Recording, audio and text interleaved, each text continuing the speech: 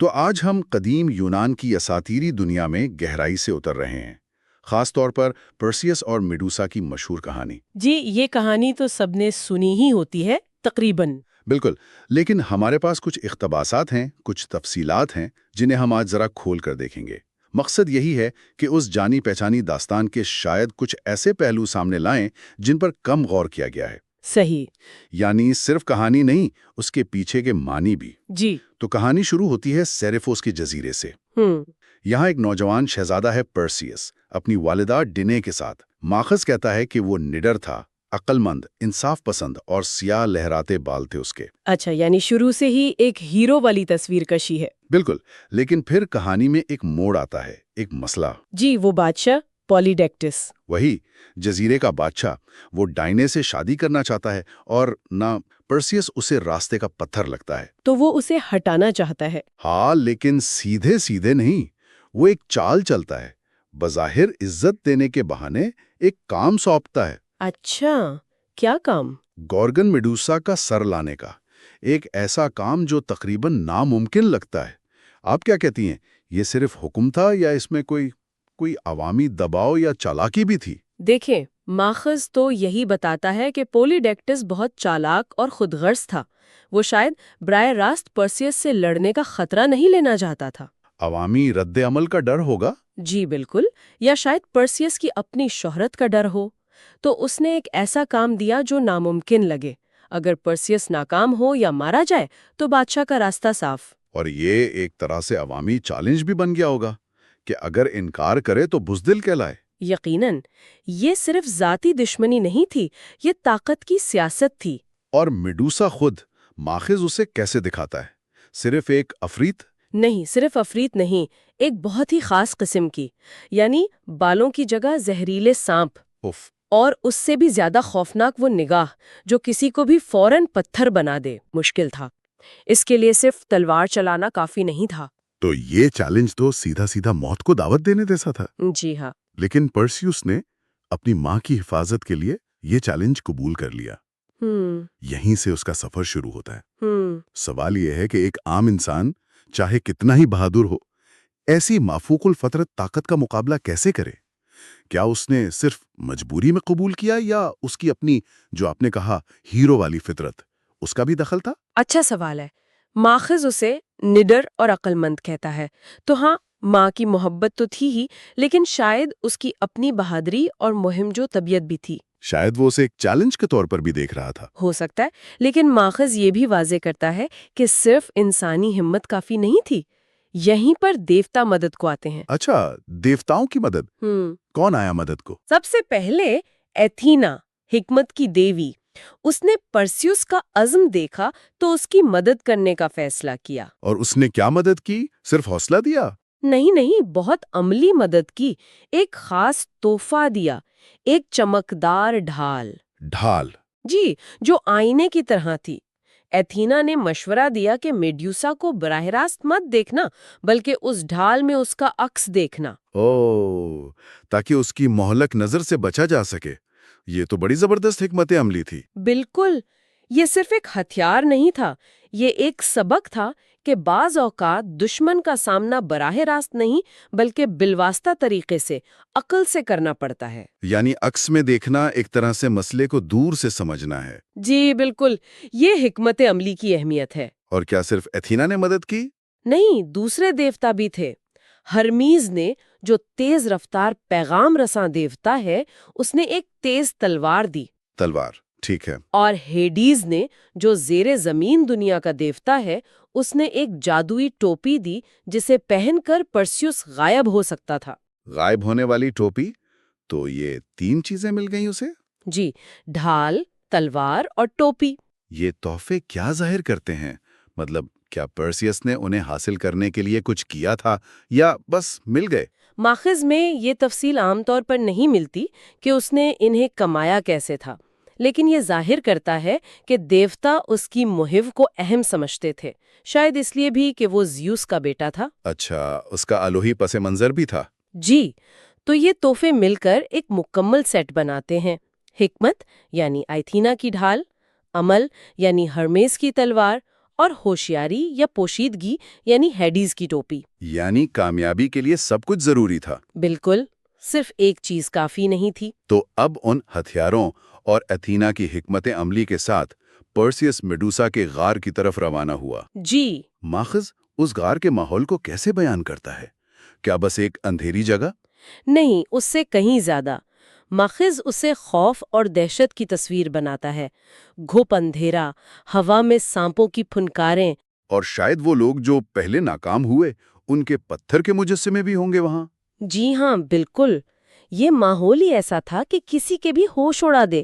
یہ پرسیس کے لیے ایک اور امتحان تھا کہ وہ اس خوف پر کیسے قابو پاتا ہے۔ صحیح، یعنی صرف میڈوسا سے نہیں، اپنے ڈر سے بھی لڑنا تھا۔ بالکل۔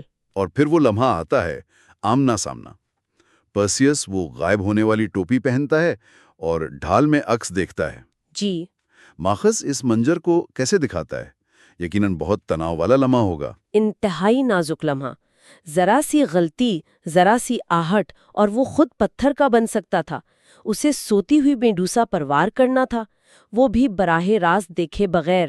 صرف ڈھال میں عکس کو دیکھتے ہوئے۔ جی، اور پھر ہرمیس کی تلوار سے ایک ہی فیصلہ کن وار۔ واہ، یہ اس کی ٹھنڈے دماغی، شاید ایتھینا کی ٹریننگ اور ان تحائف کے صحیح استعمال کی مثال ہے۔ بالکل، صحیح وقت، صحیح طریقہ، صحیح ہتھیار۔ سر کاٹنے کے بعد اس نے فوراً اسے ایک خاص تھیلی میں ڈال دیا۔ وہ تھیلی بھی شاید تحفہ ہی ہوگی۔ جی، وہ بھی جادوئی تھیلی تھی۔ پھر وہ وہاں سے نکلا۔ کیا خطرہ ٹل گیا تھا؟ واپسی آسان تھی؟ نہیں، اتنا آسان نہیں۔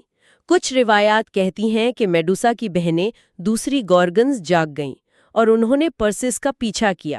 اوہ، لیکن ہیڈیز کی ٹوپی کی وجہ سے وہ ان سے بچ نکلا، اور خود میڈوسا کا سر وہ کٹنے کے بعد بھی اتنا ہی خطرناک تھا۔ اچھا، اس کی طاقت ختم نہیں ہوئی تھی؟ نہیں، اسی لیے اسے فوراً تھیلی میں ڈالنا ضروری تھا۔ تو واپسی بھی مہم کا ہی حصہ تھی، اپنی کامیابی کو محفوظ رکھنا تھا۔ ٹھیک، تو وہ سیریفوس واپس پہنچ گیا۔ وہاں بادشاہ پولیڈیکٹس تو شاید اس کی ناکامی یا موت کی خبر کا انتظار کر رہا ہوگا۔ جی بالکل، وہ تو یہی سمجھ رہا ہوگا کہ پرسیوس واپس نہیں آئے گا۔ تو جب پرسیوس دربار میں پہنچا، کیا ہوا؟ یہ کہانی کا کلائمیکس ہے۔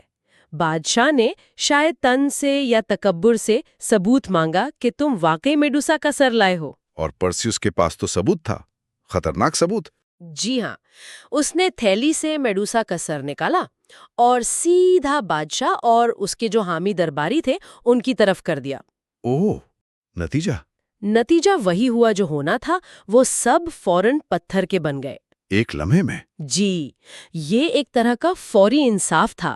جس نے اسے موت کے منہ میں بھیجا تھا اسی انجام کو پہنچا، اور اس طرح پرسس نے اپنی ماں کو بھی اس ظالم بادشاہ سے آزاد کرا لیا۔ یہ تو بہت ہی طاقتور منظر ہے۔ انصاف تو ہوا، لیکن اس ہتھیار کی طاقت بھی ظاہر ہوئی۔ بالکل۔ اچھا، اس کے بعد پرسیس نے اس سر کا کیا کیا؟ اپنے پاس رکھا؟ جی، اور ایتھینا نے اسے اپنی ڈھال، جسے ایگس کہتے ہیں، اس پر سجا لیا۔ اچھا، تو وہ ایتھینا کی طاقت کی علامت بن گیا۔ جی، یہ کئی چیزیں دکھاتا ہے۔ ایک تو پرسیوس کا شکریہ ادا کرنا، دوسرا یہ کہ ایسی طاقت کسی انسان کے پاس ہمیشہ نہیں رہنی چاہیے، اور تیسرا یہ ایتھینا کی اپنی حکمت اور طاقت کی نشانی بن گیا کہ وہ کیسے دشمن کو قابو کرتی ہے۔ تو جو چیز دہشت کی علامت تھی، وہ ایک طرح سے تحفظ اور الہی طاقت کی علامت بن گئی۔ بالکل۔ تو پرسیوس کی کہانی یہاں ایک ہیرو کے طور پر مکمل ہوتی ہے۔ کامیاب ہوا، انصاف دلایا، ذمہ داری پوری کی۔ اگر ہم پوری کہانی کو دیکھیں تو ماخذ کیا کلیدی اسباق نکالتا ہے؟ صرف بہادری؟ نہیں، صرف بہادری نہیں۔ ماخذ واضح کرتا ہے کہ حکمت عملی، منصوبہ بندی اور جو وسائل آپ کے پاس ہیں ان کا صحیح استعمال اتنا ہی ضروری ہے جتنا ہمت۔ جیسے وہ ڈھال، تلوار اور ٹوپی؟ جی، عقل، ڈھال، عمل، تلوار اور ہوشیاری، ٹوپی، ان سب کا ملاپ ضروری تھا۔ دوسرا اہم نقطہ بیرونی مدد کا ہے۔ دیوتاؤں کی مدد؟ کسی اور شکل میں ہو سکتی ہے۔ اہم یہ ہے کہ پرسیس نے مدد قبول کی اور اسے سمجھداری سے استعمال کیا۔ وہ اکیلا کامیاب نہیں ہوا۔ یہ بات بھی دلچسپ ہے جو ماخذ میں ہے کہ بچے پرسیس جیسا بننا چاہتے ہیں، جو چیلنج سے ڈرتا نہیں۔ یہ کہانی کی لازوال کشش ہے۔ جی ہاں۔ کیا اس میں کوئی کوئی وارننگ، کوئی انتباہ بھی ہے؟ جیسے میڈوسا کے سر کی طاقت کا غلط استعمال ہو سکتا تھا؟ یقیناً ہے۔ پرسیس نے تو اسے انصاف کے لیے استعمال کیا، لیکن یہ طاقت خود بہت تباہ کن ہے۔ اسے اتھینا کو دے دینا شاید یہی بتاتا ہے کہ ایسی طاقتوں کو بہت ذمہ داری سے استعمال کرنا چاہیے۔ پولیڈیکٹس کا انجام بھی تو اس طاقت کی ہولناکی دکھاتا ہے۔ بالکل۔ تو کہانی بہادری اور حکمت کے ساتھ ساتھ طاقت کے ذمہ دارانہ استعمال کا بھی سبق دیتی ہے۔ تو خلاصہ یہ ہے کہ پرسیس اور میڈوسا کی کہانی صرف ایک پرانی مہم جوئی نہیں ہے، یہ ایک نوجوان کی کہانی ہے جس نے ایک ناممکن نظر آنے والے چیلنج کا سامنا کیا، اور صرف ہمت سے نہیں بلکہ عقل، صحیح حکمت عملی اور صحیح وقت پر ملنے والی مدد سے جیتا۔ اس نے اپنی ماں کو بچایا، انصاف قائم کیا اور خود ایک عظیم ہیرو بن گیا۔ یہ واقعی بہادری، دانش اور وسائل کے صحیح استعمال کی ایک مثال ہے۔ جی، اور اس کہانی پر سوچتے ہوئے آج کے لیے بھی ایک سوال ذہن میں آتا ہے۔ اچھا، کیا سوال؟ ہم سب کو اپنی زندگی میں کبھی نہ کبھی کسی نہ کسی میڈوسا کا سامنا کرنا پڑتا ہے۔ کوئی بڑا چیلنج، کوئی خوف، کوئی مسئلہ جو ناقابل حل لگے۔ صحیح۔ تو اگر قدیم دیوتا آج مدد کو نہیں آتے تو آج کے دور میں ہماری ایتھینا کی ڈھال کیا ہے؟ وہ کون سا عکس ہے جس میں ہمیں اپنے چیلنج کو دیکھنا چاہیے؟ یعنی کون سی حکمت عملی یا زاویہ؟ بالکل۔ اور ہماری ہرمیس کی تلوار کیا ہے؟ وہ کون سا ایکشن ہے جو ہمیں لینا ہے؟ کون سا ٹول استعمال کرنا ہے؟ اور ہیڈس کی ٹوپی، وہ پوشیدہ فائدہ یا حکمت عملی؟ جی، شاید آج کے دیوتا یا مددگار ہمارا علم ہے، ٹیکنالوجی ہے، ہماری کمیونٹی ہے، یا پھر ہماری اپنی اندرونی سمجھ بوجھ ہے۔ انہیں پہچاننا اور استعمال کرنا، شاید یہی اصل چیلنج ہے۔